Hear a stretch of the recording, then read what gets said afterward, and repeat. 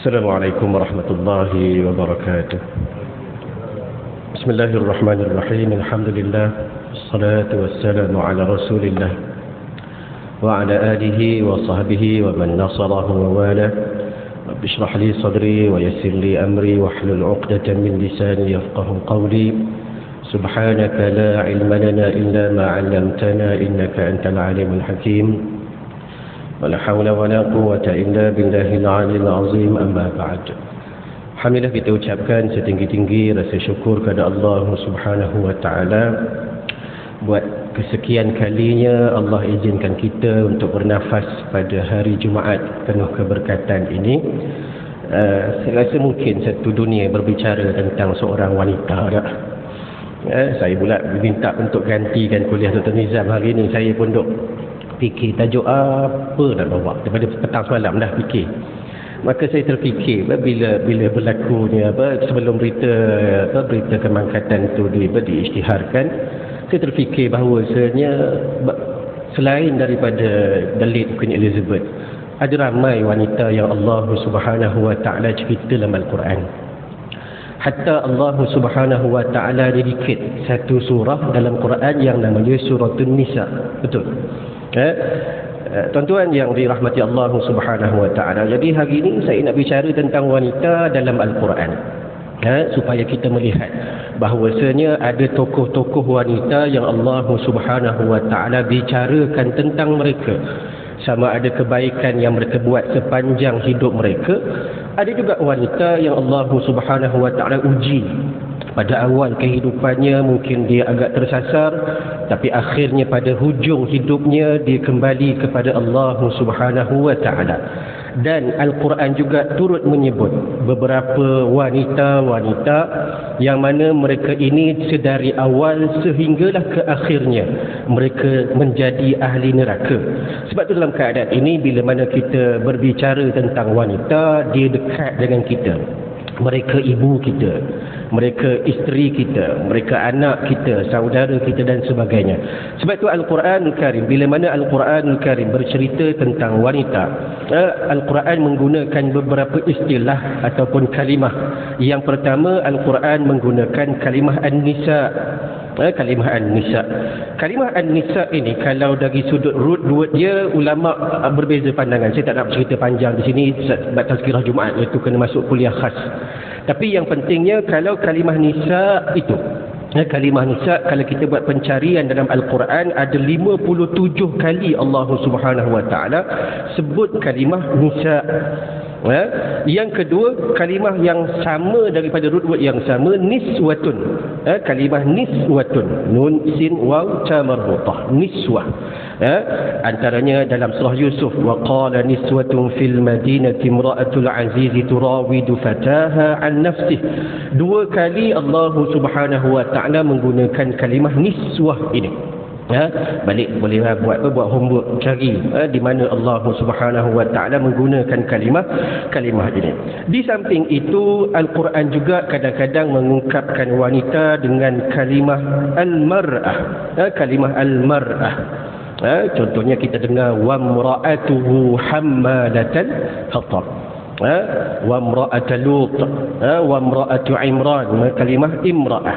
Yang ketiga, kadang-kadang Al-Quran mengungkapkan wanita ini dengan perkataan zaujah ataupun zauj.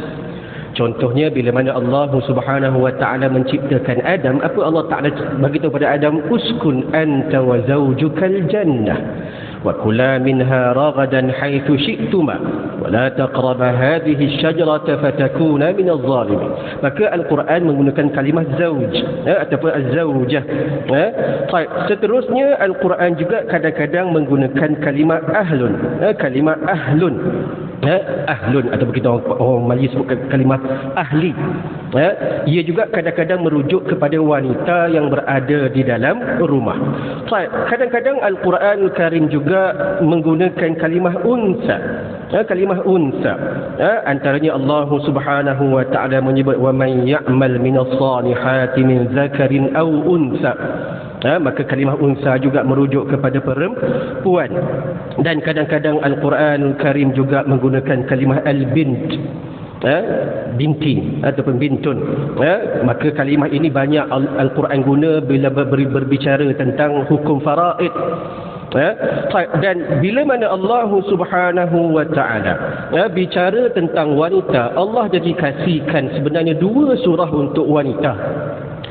Sebab tu dia tak ada surah lelaki, ada surah wanita. Jangan kita marah pula tak ada kementerian lelaki kan. Kita pun mungkin ambil inspirasi Al-Quran kot. Kita ada Kementerian Pembangunan Wanita, Keluarga dan Masyarakat kan. Tak ada kementerian lelaki, kesian lelaki.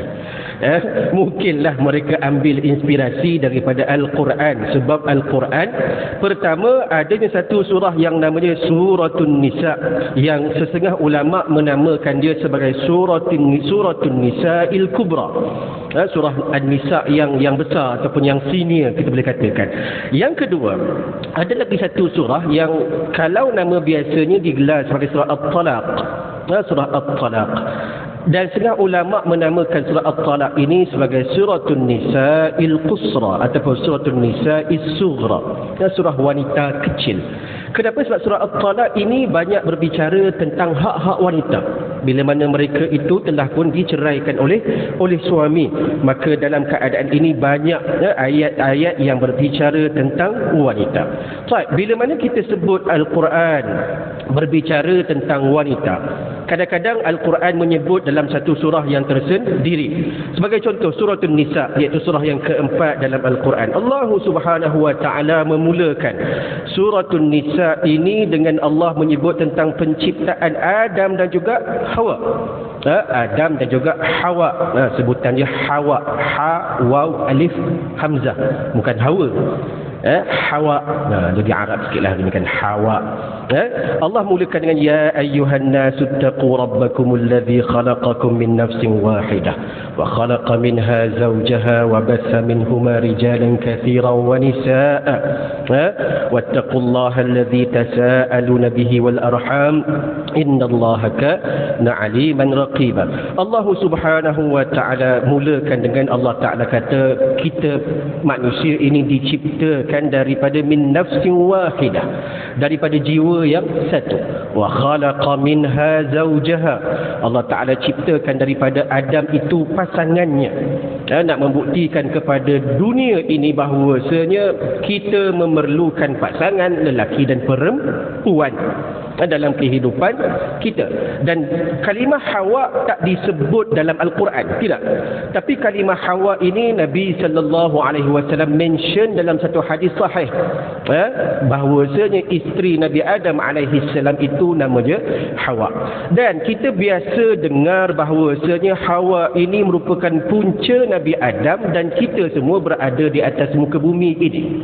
Hakikatnya ialah fawaswasalahuma syaitan.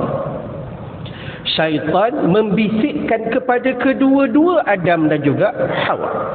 Maknanya dari sudut kesalahan, kedua-duanya mendengar kata-kata syaitan. Bukan walaupun ada hadis yang berbicara tentang ni, panjang hadisnya, tetapi secara hakikatnya Al-Quran menceritakan penurunan Adam dan Hawa kerana kedua-duanya termakan hasutan iblis. Dan bila mana kedua-duanya diturunkan oleh Allah Subhanahu wa ta'ala ke atas muka bumi, qul nahbitu minha jami'a, kedua-duanya Allah Ta'ala minta ihbit, turun kamu berdua di atas muka bumi ini. Maka kedua-duanya telah pun menyatakan suatu bentuk mohon pengampunan kepada Allah. Fatalaqa Adamu min rabbih kalimat, Adam alaihissalam menukilkan atau melafazkan beberapa kalimah istighfar, permintaan ampun. Dan Allah Ta'ala merakamkan bukan ke Adam seorang je yang sebut pengampunan ini. Al-Quran menyebut qala. Kalau tuan-tuan boleh rujuk Al-Quran, disebut qala, qaf, alif, lam, alif. Bila disebut qala, dia menggambarkan kedua-dua Adam dan juga Hawa meminta pengampunan kepada Allah. Apa yang mereka sebut? Rabbana zalamna anfusana wa illam taghfir lana wa tarhamna lanakunanna minal khasirin. Itulah wanita pertama yang Allah Ta'ala ceritakan dalam Al-Quran. Sebelum itu, Allah Subhanahu wa Ta'ala juga pernah bercerita tentang seorang yang dinamakan Imra'atu Imran. Imra'atu Imran. Balik buat homework, cari siapa Imra'atu Imran. Imra'atu Imran ini seorang wanita yang Allah Subhanahu wa taala rezekikan dan kurniakan dia untuk bersuami dengan suami yang baik.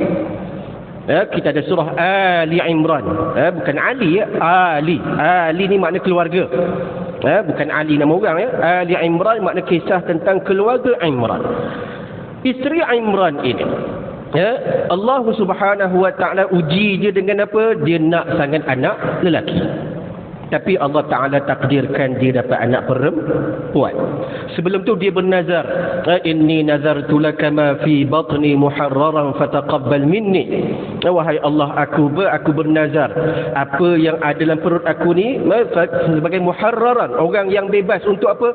Untuk dia dijadikan sebagai hamba Allah yang benar-benar dedicate dirinya kepada Baitul Maqdis. Tetapi siapa yang lahir? Yang lahirlah seorang wanita yang nama dia Maryam. Maka dalam Al-Quran, wanita kedua yang Allah Subhanahu wa taala mention dalam Al-Quran tak lain tak bukan ialah Maryam. Kisah Maryam ini sangat-sangat panjang dalam Al-Quran. Ada pelbagai ayat dan juga surah. Adanya surah Maryam yang Allah Subhanahu wa taala dedicate secara khusus untuk Maryam. Dan Maryam ini suatu lambang seorang ibu, seorang wanita yang Allah Ta'ala uji dengan apa? Ujian fitnah kehidupan. Wanita-wanita yang suci tetapi melahirkan anak tanpa suami. This is the real wanita yang lahirkan anak tanpa suami. Hari ini tak berlaku. Saya duduk di dunia pendidikan, tadi Datuk duk tanya saya kerja mana kan. Saya duduk di Jabatan Pendidikan dah. Saya biasa daftar murid. Kadang-kadang datang surat beranak, ada nama, tengok maklumat bapa, tiada maklumat. So kita fahamlah dia siapa. Maklumat ibu ada. So hari ini kita gelarkan dengan istilah ibu tunggal, ataupun mungkin anak-anak tidak sah taraf dan sebagainya. Hakikatnya salah kalau nak sebutlah istilah ibu tunggal, the only ibu tunggal ialah Maryam. Yang lain tidak digelar sebagai ibu tunggal. Sebab apa? Mereka tetap ada wali-wali yang perlu jaga anak-anak ini. Walaupun mungkin dia lahir daripada perkahwinan yang tidak sah taraf, anak ini dia bernasabkan kepada ibunya. Maka pak-pak saudara belah mak tu yang jadi wali dia, yang patut tanggung makan, minum, pakaian dan sebagainya untuk anak ini.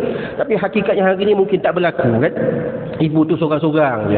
Bagi lagi istilah ibu tunggal. Tunggal-tunggal sungguh kawan. Dan mungkin juga dalam beberapa hal hari ini bila berbicara tentang anak-anak yatim, kadang-kadang pak saudara dapat hak habuan daripada harta faraid, tapi mana pergi tanggungjawab dia sebagai wali kepada anak buahnya yang tersendiri. Maka Allah Subhanahu wa taala rakam cerita Maryam ini dalam Al-Quran. Seterusnya tuan-tuan, sebab saya nak pergi laju je, sebab ini bukan kuliah tazkirah. Allah Subhanahu wa taala juga rakamkan tentang kisah perempuan yang mengadu kepada Nabi sallallahu alaihi wasallam. Berapa dah? Tadi cerita tentang Hawa, kedua Imra'atu Imran, ketiga Maryam, keempat dalam suratul Mujadalah Allah Subhanahu wa taala rakamkan kisah seorang wanita yang bernama Khawlah binti Sa'labah. Khawlah binti Sa'labah yang mengadu kepada Nabi sallallahu alaihi wasallam tentang perihal rumah tangganya. Allah Ta'ala rakamkan, qad sami Allahu qawlan lati tujadiluka fi zawjiha wa tashtaki ila Allah wallahu yasma'u tahawurakuma innallaha sami'un basir. Dalam ayat yang pertama surah Al-Mujadalah ini, Allah Subhanahu wa taala cerita tentang bagaimana wanita mengadu kepada Nabi sallallahu alaihi wasallam tentang perihal suaminya. Dan dalam kisah ini ianya menunjukkan kualiti wanita ini. Apa dia diuji dapat suami yang bagi masalah sikit kepada dia. Tetapi dalam keadaan ini watashtaki ila Allah, selain daripada dia mengadu kepada Nabi sallallahu alaihi wasallam, dia juga mengadu kepada Allah Subhanahu wa taala. Maka inilah suatu ciri wanita yang baik bila mana dia mengadu kepada tempat yang sepatutnya. Hari ini kita banyak mengadu kat media sosial, betul? Stres hari ni cuba tengok status WhatsApp penuh titik-titik nampak. Kan kalau sikit-sikit tu nampaklah garis-garis je. Akhirnya terdedah aib. Tentu kita kena beza antara aib dan juga jenayah. Aib ialah aib, jenayah ialah jenayah. Jenayah perlu disalurkan kepada tempatnya. Aduan-aduan berkaitan dengan sesuatu ada salurannya. Kita ada mahkamah syariah tentang soal slow lambat tu, itu bukan sini nak berbicara. Tapi kita ada salurannya. Maka Allah Subhanahu wa taala bawa cerita tentang khaulah ini kepada kita untuk apa? Di sinilah nanti kita akan tengok adanya hukum tentang zihar dan sebagainya kalau kita baca Al-Quran. Baik. Seterusnya, yang kelima, Allah Subhanahu wa taala juga cerita tentang wanita dalam suratul Mumtahanah. Suratul Mumtahanah. Banyak ni saya cerita ni, kena buat homework balik-balik ni. Dalam suratul Mumtahanah ini Allah Subhanahu wa taala ceritakan kepada kita tentang perihal wanita-wanita yang diuji oleh Allah Subhanahu wa taala dengan ujian keimanan. Apa dia? Ujian mereka bila mana mereka ini terpaksa berhijrah ke Madinatul Munawwarah, meninggalkan suami mereka. Apa ujiannya? Ujiannya pilih antara cinta Allah dan Rasul dan juga sebagai seorang isteri. Kesetiaan seorang isteri kepada suami sesuatu yang tak dapat dinafikan. Kita orang lelaki ni kan kalau mati isteri nangislah juga kan 3-4 hari, lepas tu cari kan payah tak. Tetapi seorang wanita kebiasaannya cekal berhadapan dengan situasi ini. Saya duk teringat bila arwah bapak saya meninggal kan, mak saya berapa lama tak masuk bilik, tak boleh tengok almari baju, nanti dia nangis. Saya ingat arwah bapak saya tu suka makan lemping pisang, setahun tak masak. Kita duduk balik, saya duduk KL kan, saya ni merantau lama kan, daripada form 1 merantau keluar kampung dah. So balik sekali-sekala tu nak rasa tangan mak, tak masak dia, anak bongsu balik pun tak masak. Nak bayangkan kesetiaan seorang wanita. Tetapi bila mana dalam kisah ini Allah Subhanahu wa taala uji mereka, sebab dalam ayat ke-10 suratul Mumtahanah ini cerita je tentang peristiwa hijrah Ummu Kulthum. Ummu Kulthum, bukan Kalsum ni. Kulthum itu sebutan yang sebenar. Kulthum ni nama lelaki, bukan nama perempuan. Kulthum tu nama lelaki dalam sebutan bahasa Arab.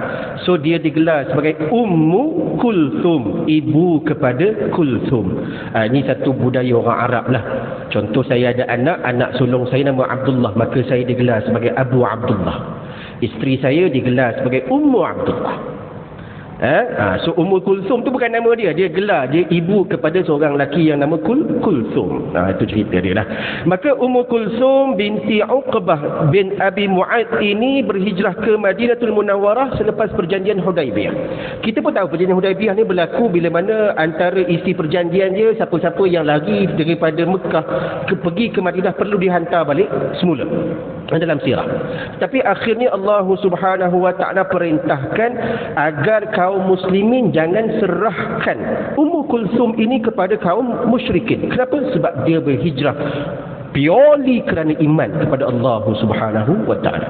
Bayangkan seorang wanita jalan kaki pergi ke Madinatul Munawwarah. Kita nak parking jauh daripada kita pergi masjid pun kita duk bebel 100 kali dah. Kita termasuk saya lah kan. Datang parking tak ada mengamuk, apa masjid tak sediakan parking untuk ustaz. Alah, jalan jauh sikit je, bukannya jauh pun. Tapi tuan-tuan bayangkan, Ummu Kulthum ini boleh berhijrah ke Madinatul Munawwarah dalam keadaan tak ada pun kenderaan sebagaimana kita. Tapi dia berhijrah tinggalkan suami untuk apa? Lillahi ta'ala. Ini kehebatan wanita-wanita yang Allah Subhanahu wa taala rakamkan dalam Al-Quran. Seterusnya dalam surah At-Tahrim. Surah At-Tahrim.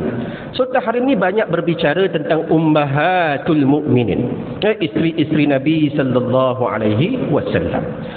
Tuan-tuan, bila mana kita dalam rumah tangga, sesuatu rumah tangga takkan sunyi daripada konflik. Hatta rumah tangga Nabi sallallahu alaihi wasallam. Apatah lagi Nabi sallallahu alaihi wasallam ramai isteri. Kita hak seorang ni pun kadang-kadang ganggu kepala kan. Sebab tu ada setengah ulama menyebut sebab ramainya isteri Nabi supaya semua boleh bercerita tentang Nabi sallallahu alaihi wasallam tanpa tinggal sikit pun untuk tatapan umat. Kita ni banyak bini, esok banyaklah cerita pasal kita berlaku dekat luar ni. Baik. Tuan-tuan, bila kisah ini berlaku pasal apa? Kisah ini berlaku bila mana Nabi sallallahu alaihi wasallam satu hari Nabi sallallahu alaihi wasallam baginda ketua negara. Baginda Nabi, baginda Rasul. Satu hari baginda pergi ke rumah isterinya yang bernama Sayyidatina Zainab. Pergi itu bukan dalam dia punya giliran, kan? Pergi itu bukan dalam giliran. So kalau kita orang biasa ni namanya tempah maut lah. Bila pergi ke rumah isteri, salah seorang isteri bukan pada hari giliran, okay, you know what will happen next. So apa yang berlaku, dan Sayyidatina Zainab ni perempuan, dia pandai. Dia buat apa? Dia hidangkan Nabi dengan minuman yang Nabi suka. Apa dia? Minuman yang diletakkan dengan madu. Letakkan dengan honey, madu. Maka bila berlaku sedemikian, Nabi ni jadi lama dekat rumah Zainab, dan sampai ke peringkat isteri-isteri Nabi yang lain perasan dan mula bercerita. Tuan-tuan, kalau kita baca satu persatu buku yang nama dia Madinah Tak Pernah Kalah, rumah isteri Nabi ni terrace house. Corner lot rumah Aisyah. Corner lot rumah Aisyah. So the next isteri semua duduk sebelah. Rumah Aisyah dia 1.5 story. Cari buku Madinah Tak Pernah Kalah. Ustaz Luqman Mukhtar cerita dalam tu banyak. Maka dalam keadaan ini, Aisyah sebagai isteri yang bongsu, dia pun buat komplot. Dia buat komplot dengan apa? Dia buat komplot dengan Hafsah radhiyallahu taala anha. Siapa Hafsah? Hafsah ni merupakan anak kepada Sayyidina Umar Khattab. Dia kata, Hafsah tak jadi ni, Nabi asyik rumah Zainab saja. Perempuan, isteri Nabi. Maka satu hari dia kata, kita kena buat trik. Apa trik dia? Kita kena bagi tahu Nabi supaya tak pergi rumah Zainab dah. Dengan cara apa? Dengan cara kita bagi tahu dia kata bila mana Nabi balik ke rumah kamu, maka katakan Nabi ni nafas Nabi ni berbau, ataupun badan Nabi ni berbau dengan maghafil. Maghafil ni ialah sejenis madu yang kurang sedap sebab kualiti dia rendah sikit dah. Maka bila kita pun tahu Nabi SAW bagaimana peribadi baginda. Nabi seorang yang sangat-sangat hygiene. Nabi seorang yang sangat-sangat smart. Bau peluh Nabi pun bau aktar. Kita main masjid tu caliklah aktar yang ada tu. Yang mahal-mahal pakai pergi nuri kahwin. Apa nak jadi pun tak. Ini teguran untuk saya dan semua. Kan? Kita datang masjid tu cari bakul-bakulan dia dekat rak Quran tu, kat situlah kita calik minyak aktar. 10 lah bau. Dalam Rasulullah pun pingsan bau kita. Hak yang paling mahal beli out kat KLCC tingkat bawah tu, dekat CIMB tu, hak tu pakai waktu kenuri je. Hampa ni cari redha Tuhan ke cari siapa? Kena dah sekali. Kan? Kita lelaki kan. Kopiah. Kopiah kita ni mahal ke murah? Ke kasut Timberland kita lagi mahal daripada kopiah kita? Dan berapa kali kita basuh kopiah kita? Itu soalan kedua pula. Dah ada mahal, basuh berapa kali? Kadang-kadang rendam Sungai Kelang, ikan pun timbul habis. Nabi SAW tak, walaupun Nabi taklah banyak pakaian, ada wardrobe macam kita, tetapi Nabi orang yang sangat-sangat jaga kebersihan. So bila satu ketika Hafsah sebut pada Nabi SAW, ya Rasulullah, aku sense something daripada mulut bau yang tak elok. Maka Nabi pun tanya pada Hafsah, bau apa? Dia kata, ya Rasulullah, aku rasa ni bau tak lain tak bukan bau daripada madu rumah Zainab ni. Ni bau mulut tak sedap. Tuan-tuan, akhirnya Nabi sebut apa? Wallahi, aku takkan minum lagi madu dekat rumah Zainab. Nabi sebut. Bila berlaku macam tu, tuan-tuan, dia cerita rumah tangga kan? Tapi tengok bagaimana Allah Ta'ala jadikan dia sebagai panduan kehidupan kita. Mengurus wanita ni dia tak mudah. Mengurus wanita ni dia bukan sesuatu yang mudah. Tuan-tuan yang ada anak perempuan ramai, tuan-tuan tahulah bagaimana kalau ada isteri ramai itu boleh kongsi dengan saya kan. Okey. Maka dalam keadaan ini, sebab itu turunnya surah ini mengajar kepada Nabi sallallahu alaihi wasallam. Apa dia? Allah Taala tegur Nabi dengan kata Allah, ya ayyuhan nabi lima tuharrimu ma ahallallahu lak. Wahai Nabi, kenapa engkau haramkan sesuatu yang Allah halalkan kepada kamu? Kerana semata-mata nak jaga hati isteri, kadang-kadang kita sanggup buat sesuatu yang Allah tak suka. Wahai suami-suami, kita tengok, sayang isteri, siapa tak sayang? Tapi kena ingat, sayang isteri jangan sampai ke peringkat kita mengharamkan sesuatu yang dihalalkan oleh Allah. Allah Ta'ala mention secara direct, tabtaghi mardata azwajik. Kamu haramkan sesuatu yang Allah halalkan semata-mata untuk kamu cari keredaan isteri-isteri kamu. Allahu Akbar. Sebab tu kita ni kena tengok apa yang patut kita utamakan. Kita kena ajarlah. Benarlah nak kan hadis Nabi menyebut wanita ini dicipta daripada tulang sulbi yang bengkok. Kalau kamu cuba luruskan, dia akan patah. Tapi kalau kamu biarkan, dia akan bending sampai bila? It's a very delicate punya kerja. Siapa-siapa yang ada bos perempuan kan, macam saya duduk kerja kat sektor kerajaan, ada bos perempuan, tak tahulah. Tadi dah betul lah surat macam mana yang dia nak bagi balik semula, salah juga. Kan? Senyum je lah nak buat macam mana kan. Maka dalam keadaan ini Allah Subhanahu wa Ta'ala cerita tentang ummahatul mukminin kepada kita sebagai sampel wanita-wanita yang ada dalam Al-Quran. Seterusnya tuan-tuan, masa tak mengizinkan sangat. 5 minit tadi. Al-Quran juga sebut 3 wanita yang mana mereka ini ahli neraka. Wal'iyadu billahi min zalik. 2 beristerikan Nabi, seorang memang beristerikan orang yang tidak baik. Siapa dia? Imra'atul Nuh dan juga Imra'atul Lut. Isteri Nabi Nuh, isteri Nabi Lut, kedua-duanya tidak beriman kepada Allah Subhanahu wa Ta'ala, walaupun bersuamikan dengan suami seorang Nabi. Sebab tu jangan kita kutuk hang ni ahli masjid, bini hang Allah teruk. Tuan-tuan ni bini Nabi ni, isteri Nabi ni, bukan calang-calang. Nabi Nuh sampai mereka anak sendiri tak ikut. Sebab tu kita jangan cepat hukum kawan kita yang mungkin ahli masjid tapi ahli keluarga dia tak menjadi. Sabar. Jangan cepat kita tu hang dayus ke? Tak didik anak ke? Malu sikit. Tuan-tuan, mungkin habis usaha dah dia buat, tetapi Allah rezekikan dia dengan sebegitu. Ada seorang lagi yang mungkin saya lupa sebut sebelum saya sebut seorang lagi ni.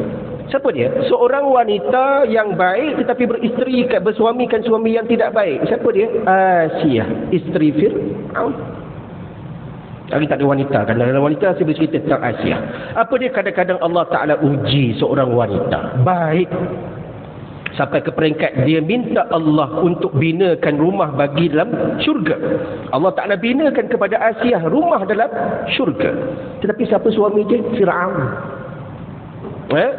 Dan seorang lagi wanita lambang kejahatan. Allah Ta'ala rakamkan dalam surah Al-Lahab ataupun Al-Masad, tabbat yada abi lahabin wa tab ma aghna anhu maluhu wa ma kasab sayasla naran dhata lahab wa imra'atuhu hammalatal hatab. Tentang Ummu Jamil, perempuan cantik, sebab tu nama dia Ummu Jamil.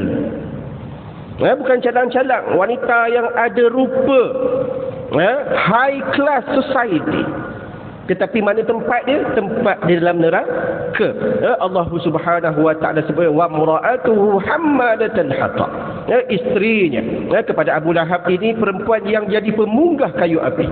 Mana dia akan add on bahan bakar dalam neraka. Fi jidiha hablum min masad. Pada lehernya ada tali-tali yang dipintal. Maka itu gambaran wanita-wanita yang Allah Subhanahu wa Ta'ala letakkan mereka dalam neraka. Dan ada satu lagi, last sebelum habis, 2 minit lagi. Wanita yang Allah Ta'ala sebut dalam surah Yusuf, Imra'atu Aziz. Imra'atu Aziz. Siapa dia? Wanita yang menggoda Nabi Yusuf alaihi salam. Sehingga kita tafsir katakan nama dia Zulaikha. Sehingga kita tafsir menyebutkan nama dia sebagai Ra'il ataupun Ra'ila, wallahu a'lam. Quran tak mention nama dia. Siapa dia? Wanita yang sangat-sangat jahat. Cuba goda anak angkatnya sendiri. Tak berjaya, tak apa, buat pula konspirasi supaya yang lain juga sama-sama jahat dengan aku. Tapi apa jadi pada Zulaikha ini?